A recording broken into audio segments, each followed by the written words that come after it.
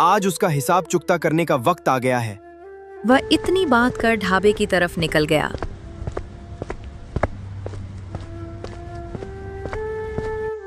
और थोड़ी ही देर में ढाबे पर पहुंच गया। वो पहुंचकर ढाबे पर खड़ा हो गया और माखन लाल की बातें सुनने लगा। अरे ओ मंगरू, हाथ चला बुढ़े, काहे रीढ़ की हड्डी टेढ़ी किए खड़ा है। गरीब के नसीब में आराम नहीं, सिर्फ काम होता है।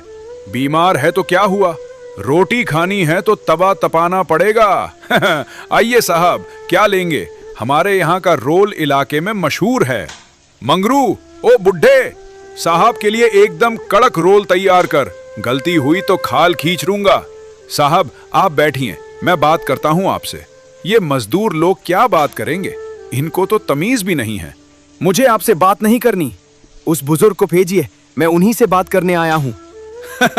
साहब आप भी क्या मजाक कर रहे हैं? इस ढाबे का मालिक मैं हूँ, वो तो बस एक मामूली कारीगर है, 2 कौड़ी का मजदूर। आपको जो कहना है मुझे कहिए। मैंने कहा ना, मुझे उन्हीं से बात करनी है, उन्हें यहाँ भेजिए। अरे ओ बुड्ढे सुन, वो साहब तुझे बुला रहे हैं। पता नहीं क्या शामत आई है, जा ढंग से बात करियो, वरना शाम की मजदूरी भूल जा। साहब हमें काहे बुलाया, हमसे कोई गलती हो गई क्या?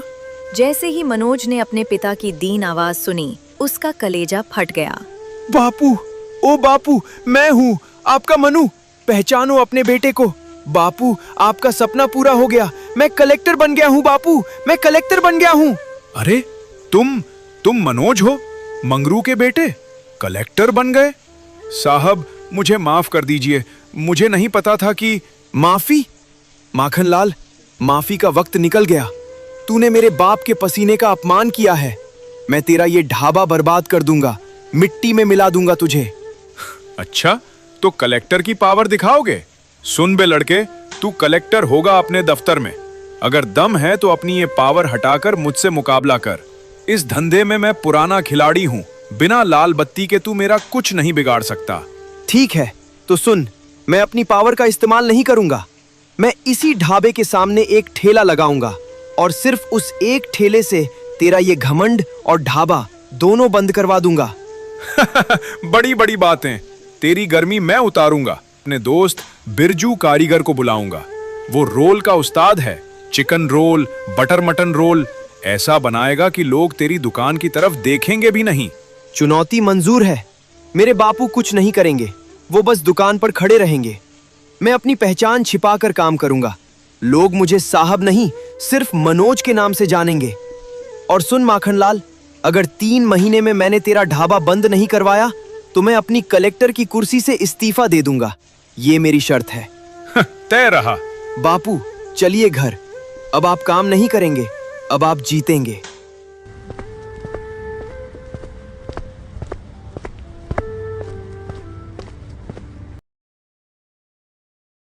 बहुत समय पहले की बात है। सोनपुर नाम का एक गांव था। उस गांव में एक ऐसा ढाबा था जहां लोगों की भारी भीड़ उमड़ी रहती थी। वो ढाबा माखनलाल का था। माखनलाल बहुत ही निर्दयी और बेरहम किस्म का आदमी था। वो गरीब किसानों से ऊपर से तो प्यार से बात करता था, लेकिन अंदर ही अंदर जलन और कपट की भावना रखता था। उसके ढाबे पर मंगरू काका काम किया करते थे, जो कोलकाता रोल बनाने के बहुत बड़े कारीगर थे। मंगरू काका की मेहनत के पीछे सिर्फ एक ही मकसद था कि उनका बेटा मनोज शहर में पढ़ाई कर रहा था। उनका सपना था कि उनका बेटा एक दिन कलेक्टर बनकर गांव वापस लौटेगा। इसीलिए वे माखनलाल के ढाबे पर दिन रात मजदूरी करते थे। माखनलाल उनकी इसी मजबूरी का फायदा उठाता था और उनसे सुबह से शाम तक कड़ी मेहनत करवाता था। बदले में वो उन्हें बहुत कम पैसे देता और बात बात पर गालियां देता था। धीरे धीरे वक्त बीता और आखिर वो समय आ ही गया जब काका का बेटा कलेक्टर बनकर गांव वापस आया।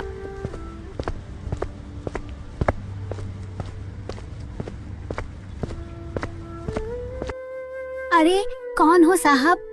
इस गरीब की कुटिया का रास्ता कैसे भूल गए? यहाँ तो सिवाय गरीबी और धुएं के कुछ नहीं मिलेगा। लगता है आप गलत पते पर आ गए हैं। अरे माँ, अगर आप ही अपने लाल को नहीं पहचान पाई तो फिर बापूजी तो पक्का धोखा खा जाएंगे। देख माँ, मैं लौट आया हूँ। मनोज, मेरा मनु बेटा, तू तो बिल्कुल बदल गया है।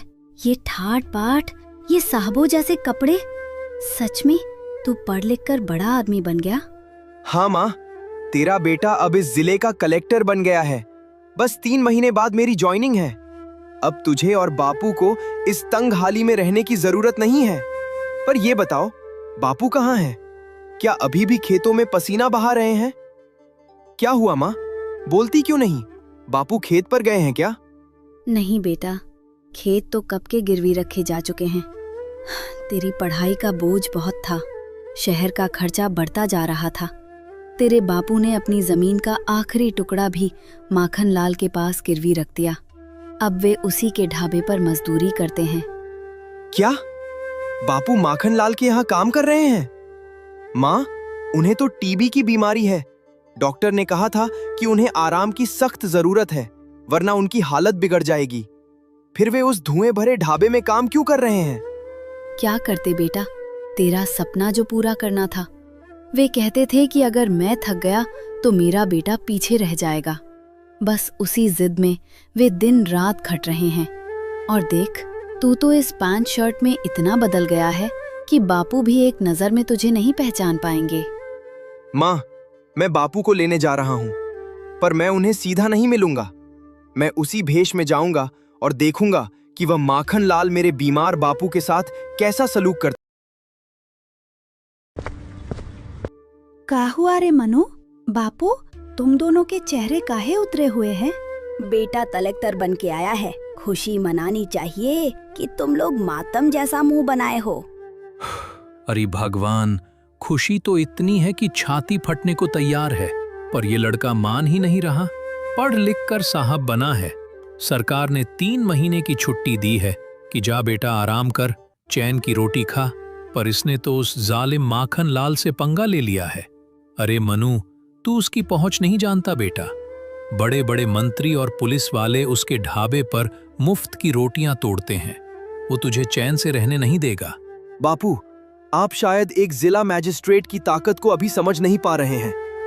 मेरे एक इशारे पर यह पूरा जिला चलेगा। उस माखन लाल की क्या बिसात?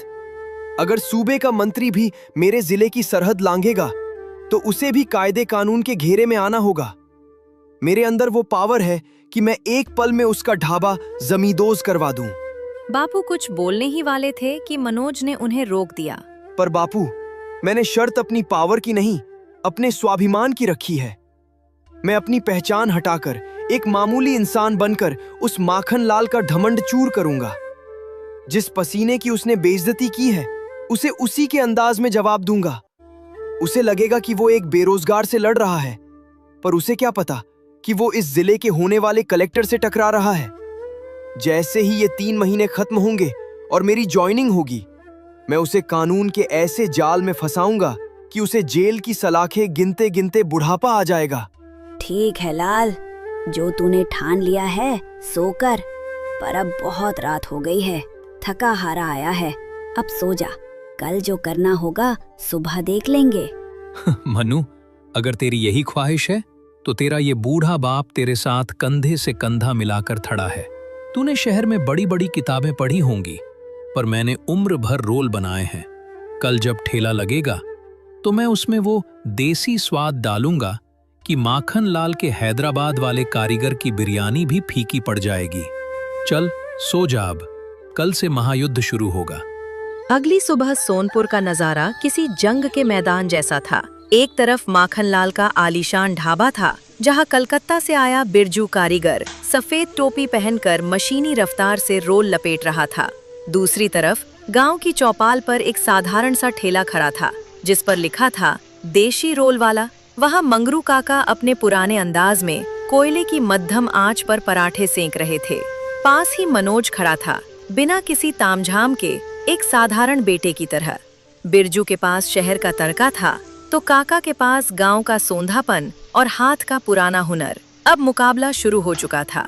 एक तरफ कलकत्ता का नाम था और दूसरी तरफ सोनपुर की माटी का स्वाद।